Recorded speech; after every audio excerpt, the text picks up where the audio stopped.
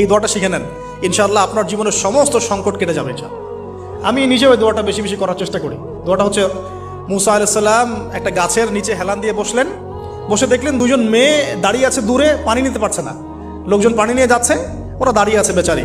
মুসা আলাইহিস সালাম গিয়ে বললেন, কি সমস্যা আপনাদের? তারা বললেন যে আমাদের বাবা অনেক বৃদ্ধ মানুষ, আমরা পানি নিতে পারি না যতক্ষণ না আমাদের কম পানি নিয়ে চলে যায়।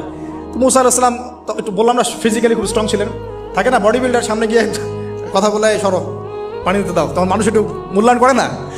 তো মুসা আলাইহিস সালাম এভাবে পানি নিয়ে দিলেন এবং বাছুরদেরকে পানি পান করালেন, করিয়ে গাছের নিচে এসে বসে আছেন।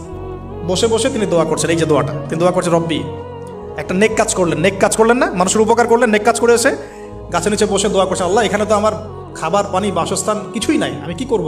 রব্বি ইন্নি লিমা আনজালতা ইলাইয়া মিন খায়রিন ফাকির, রব্বি ইন্নি লিমা আনজালতা ইলাইয়া মিন খায়রিন ফাকির।